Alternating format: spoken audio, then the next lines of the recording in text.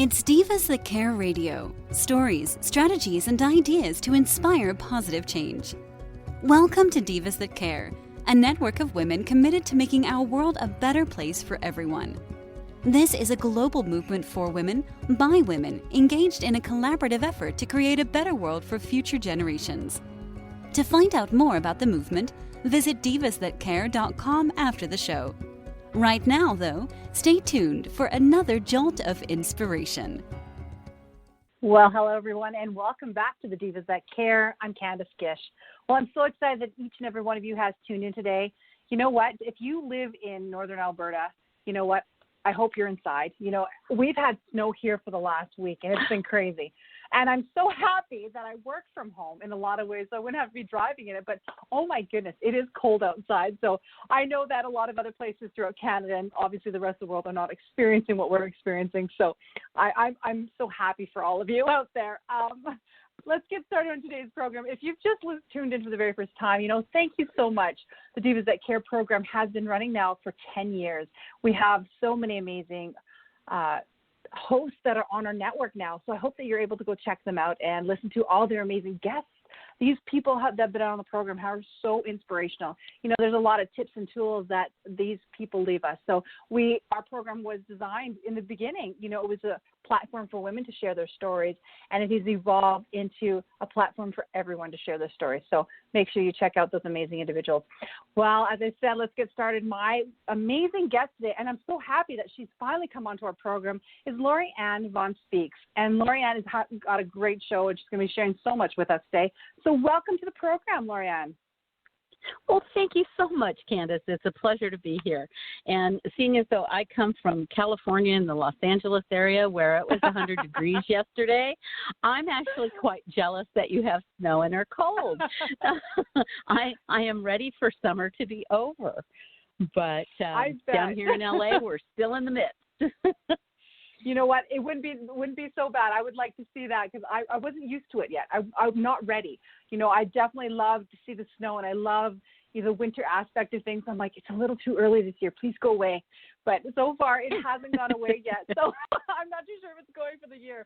But, hey, would you mind sharing a little about yourself with all of our amazing our speakers?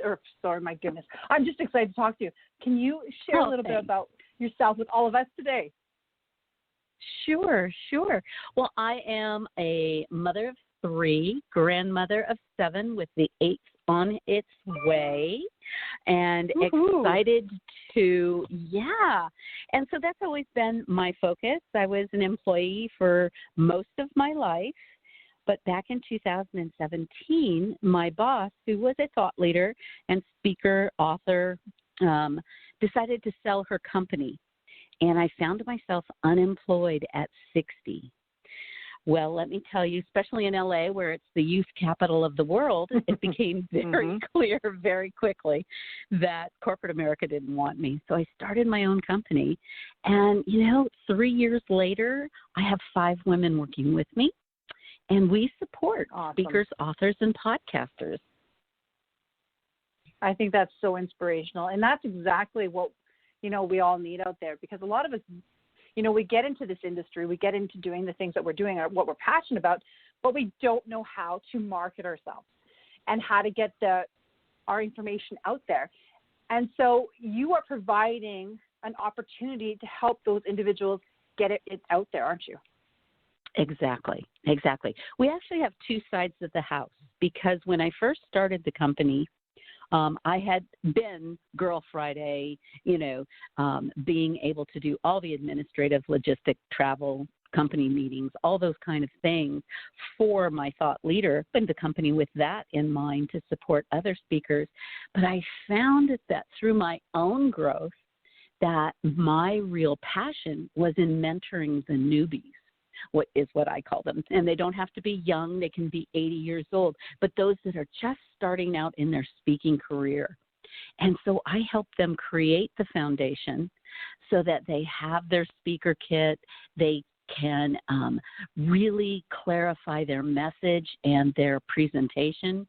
And then I teach them how to find speaking gigs and where to find their ideal audience. So like I say, I mentor, but we also support. We do a lot of social media and things like that for our existing clients.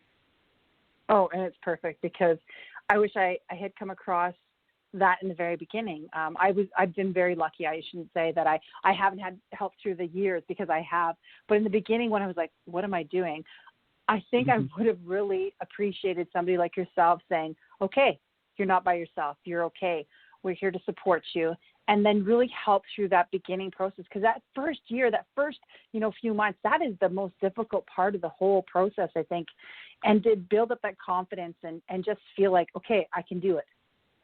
Right. Exactly.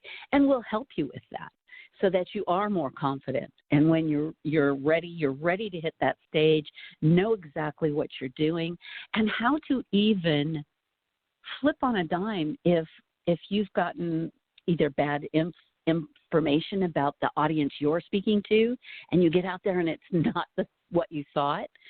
I like to help people learn how to think on their feet and be able to quote unquote bob and weave based on your message still is the same. But just as you may have to teach something differently to one child versus another, and you speak to one person differently than you might speak to another because they need to hear it the way they need to hear it. We go into that in helping speakers truly understand that there are different ways to deliver a message based on who's in the audience. Oh, wow. That's a valuable tool. That is absolutely extraordinary. And that's something that everybody needs to learn. And I think that's great that you're able to do that and mentor that with women out there, because, we need that. I really think that we need that. One of the things I was going to ask you, you did mention in the beginning that you started your business at the age of 60. How was that for you? Because a lot of people are like, what did she say? I know. And I'm not going to sugarcoat it and say it was all, peaches and cream. It was scary, but it was the reality that I needed to do that because corporate America wasn't interested in hiring a 60-year-old. So I learned new things. I learned that you can't teach an old dog new tricks is baloney. And so I sat myself down and I learned a lot of new things. But the basis of my business is still what I did for 15 years with the thought leader that I worked with. So I took my skills. I'm a detail person. I'm a behind-the-scenes person. So it really kind of makes me laugh when I do these because I don't think of myself as the speaker at all. I am the behind-the-scenes person. But I do enjoy having a good conversation. Well, isn't that what it's about? We provide the opportunity to share with others. And I think that's the most important thing that we can do, sharing what we've learned over the years with others. And that's what the Divas That Care is all about, is having a platform for amazing women like yourself to do that. Because if it wasn't for this, I would not know what you're doing. And I just love that. I'm inspired by how you are helping other people. Oh, thank you. Thank you. And I am inspired by being able, and it's very interesting because as I took time to really understand what my purpose was and what it was that I wanted to do, it was quite eye-opening when I sat there and went, I've kind of always been a mentor. Even in high school, I was the designated driver before there was such a thing because I was mom in the group. I was the Girl Scout leader, the volunteer chair, the this, that, and the other thing, all through my life. And I just sat there and I went, mentoring is my purpose. So I'm getting to do every day what I love to do. And, now that we're even more so with COVID, going into a gig economy environment, it's a perfect time at 60 to say, you know what? These are my strong points. I don't have to do the stuff I don't want to do anymore. I can just focus on what my superpowers is what I call them.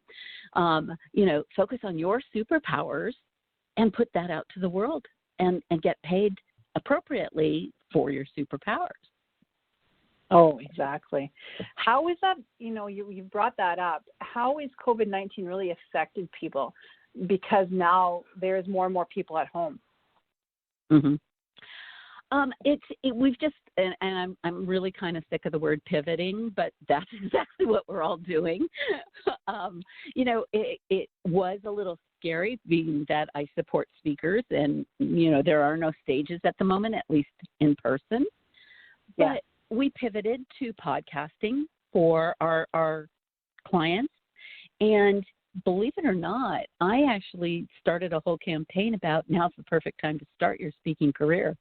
Take this time to put all the pieces together so that when the stages come back, and they will, you're prepared. And so this is the perfect time to go through that mentoring process and get your message down. And believe it or not, over the last, I would say we took a little bit of a dip in the first couple of months, but then I've actually gotten 4 new clients in the midst of COVID. So that's really a good sign, because people are realizing they have messages that need to get out. And it's a perfect time, since we're not having to, especially here in Los Angeles, where, you're not now commuting for 2 hours minimum a day. You can take those 2 hours and focus on your own personal development. And so that could be very helpful for those in the speaking community or wanting to write your book, because we'll now have some time to actually do that. You know what? I'm going to agree with you completely there. And I think, too, a lot of people are reevaluating a lot of things in their lives. The time with their families, the things that they're really enjoying and what they want to do, they want to spend the rest of their lives doing. This kind of stopped us from a lot of activities out there. And I think that reevaluation was a huge thing. And there's some amazing things coming out of this. People that are so inspired to do so many more things. And it just blows my mind. Every day I think I read about another inspirational person that's done something else. And I'm like, you go. That's awesome. I'm just so excited for this energy, I guess I would call it, this energy in the world that is, that really is helping others and inspiring others. Well, I think one of the best things that I've seen out of this is just the resurgence of the family unit. We got to a point where everyone was doing their own thing, and they had sports and this and that, and sitting down for a family meal was rare, as opposed to now. Yes. You have more speaking around the table. I still am a bit of a curmudgeon about no phones at the table, but other than that, really, it has forced us to really look at what's important. My son works for Facebook, and Facebook told them they don't have to come back to the office. And so my son opted for working from home full time. And nice. Yeah. And so, he gets to enjoy his kids a lot more, even though they're in Texas, so that there is a little bit more openness. California, we'll be able to go outside our houses in maybe 2025, but what can I say? I would really like to go to a restaurant, though. I miss that too. Yes. I do miss that, I have to say. But no, we're really focusing on the family unit, which I think is wonderful. What a wonderful, what's the word I want? A wonderful side to this pandemic is the fact that we're really looking inward to our families again. Yes. I was always worried about my kids. I thought, they're going to hate this. They're going to hate being at home, because we were on the go every night, even though I've homeschooled my children their whole lives. And my oldest just graduated through this whole pandemic, which was just a crazy situation altogether. But I have 1 done and 3 to go. And I was so excited about that. But I thought, oh my goodness, this is going to really change our family dynamics. We're not doing sports every evening. We're not going to be doing this. And I thought, how do you guys feel about that? And they're like, you know what? We love it. We love being at home. We don't feel like we're rushed and doing things, and we're together. And I'm like, I love it. And then I think a lot of so much stress. Yeah, I was just going to say, I think it has allowed kids to relax a little bit. You know, Yes. we have them in so many different activities now. You know, I grew up in an era where, you know, we dropped our books off and we went out and played for 3 hours until my mom whistled us home for dinner. But, you know, that doesn't happen anymore because of all the fears and things like that. And so our kids became couch potatoes with all these silly video games and whatnot. I'm so old. Does that show you? It's like, oh, come on. Can we get off the iPad for a sec, please? But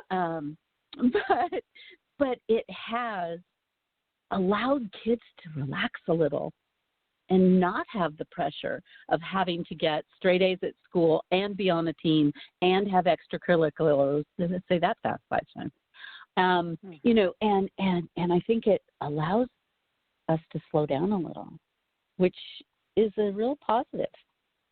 I think so. It was forced on all of us. It was, as a society, it was forced on us. And that's a huge thing. And it's something that they're going to remember for the rest of their lives. And they're going to look back and say, you know what, I enjoyed that time. And maybe they'll make those decisions based on that too as they get older, which I'm really excited about, because I think, you know, I didn't have the technology either kind of growing up, and then all of a sudden you're bombarded with it, and then you do it because you want to keep up. You know, you're constantly keeping up. And I think that's what I like most about when you were talking about marketing and just things like that. You know, you have that knowledge and you guys are helping people, whereas for somebody to come into that and try to learn it, it's overwhelming. And just like coming into, you know, the internet, it's overwhelming. No, most definitely. And you can get overwhelmed. You really can. So a couple pieces on the internet for people: figure out who your ideal client is, and based on that, where are they playing? What platform are they mostly on? You know, if it's personal coaching and things like that, it might be Facebook in the LinkedIn arena. Yeah. And so, although I will say I'm on all 5, I'm even on Pinterest. I mean, I kind of laughed at my social media girl and said, Pinterest, come on. I'm not the kind that pins on what I want my house to look like and stuff like that. So it was like, come on. And she goes, no, business is being done here. And so you can really go with the flow. And I guess one piece of information that I just really want people to realize is it takes time. It takes time to build a following.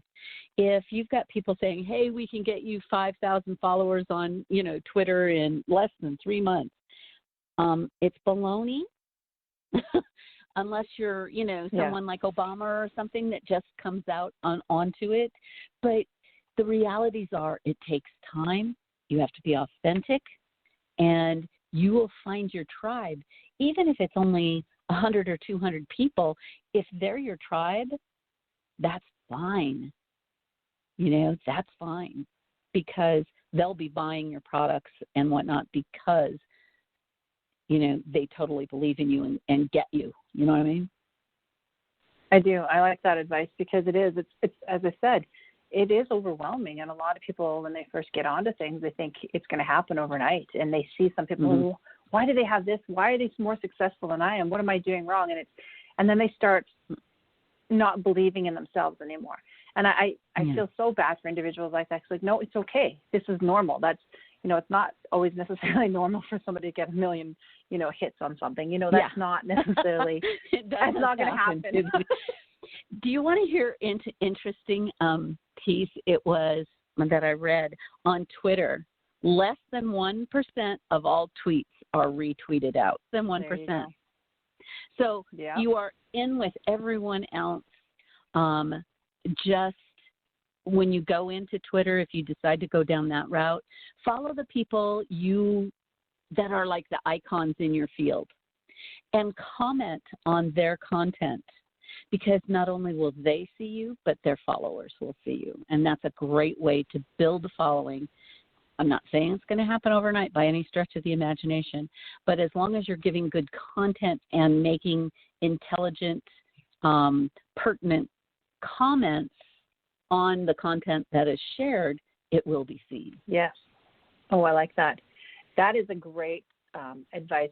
Actually, I was going to ask you for tips, but I think that's a great tip for our listeners today because, that's one of the things that even when we're on the Changemakers Cafe and all these other platforms that we try to give information out, a lot of people ask, why, they can't get the followings that they want to do. And I like that, be authentic. It's really important to be who you are. Don't try to be fake.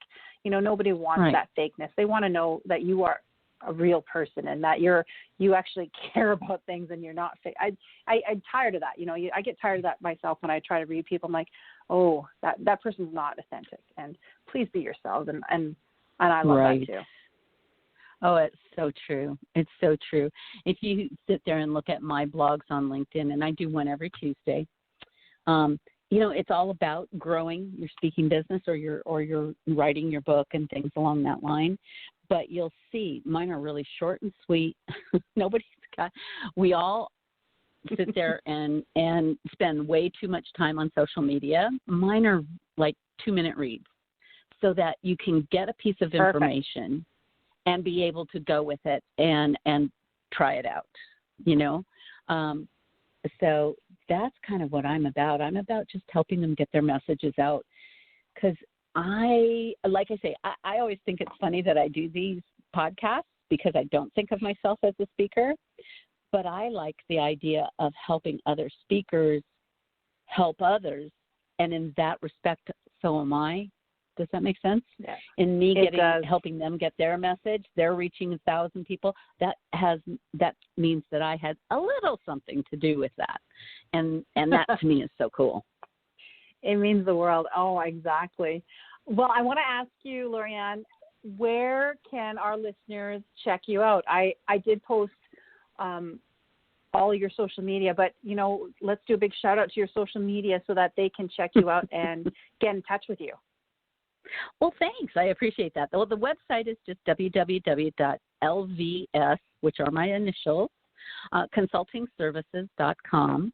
I am on Facebook and an LVS business page, and here's the thing, people, your Facebook business page is literally just what's the word I want? Like a space holder, to be real honest with you. Most Facebook's business pages just don't get a whole heck of a lot. So if you're really into the business aspect and wanting your business to get the traffic, I would do so on Instagram or LinkedIn. So perfect. And I will be posting that. But I'm on all of them. And you said you posted them. So I did post great. them, and I'm going to be posting the recording of this program too, because one of the things I'm just so beyond excited for our listeners. We are listened to in over 30 countries globally, and with these amazing, they do share that quite a bit with people. But we will be posting our recordings on our website and also with the Spotify and iTunes. So we want to make sure that you have all that information out there. Most definitely. And I will definitely get it out to my audience so that it grows yours as well. So, yeah. Thank you so much. I've had a great time, My Lorianne. pleasure. This was fantastic. Thank you. I would love to do this again on any kind of topic that you feel that I could be of value. I'm happy to help your audience. I think that they would love that. We're already getting some messages here, and yes, we will definitely have you back on the program sometime soon. And I know that from some of our other hosts would be interested in having you on their program. So we'll definitely get you in touch with them. And with all of our listeners, as I said, make sure you check out Lorianne, because I think that for a lot of you that are looking for assistance in this, I think it's really important for you to check her out because she's got a lot to offer. Her website is phenomenal, and you are going to love it. Again, thank you so much for coming on finally onto the program, and we will definitely have you back on I know. soon. It took us a while, didn't it? Well, thank you I appreciate the opportunity to get to talk to your people, so that's great. Oh, I had so much fun, and as I said, I love having this program so that I can be inspired by amazing women like yourself. And what you are doing is extraordinary, helping these people being able to share their stories out there too. So thank you. Thank you. Thank you so much. And you're welcome. And a big shout out, as I said, to our, you amazing listeners that have been faithfully with us for the last 10 years. Thank you so much. You know, you inspire me in a lot of ways to continue this program because I know how much these women that have been on our program have inspired you. So please keep on sharing the information to your friends and family. And I hope that, you know, you do something kind for somebody out there. So until next time. Thanks for listening. This show was brought to you by Divas That Care. Connect with us on Facebook, on Instagram, and of course on divasthatcare.com, where you can subscribe to our newsletter so you don't miss a thing.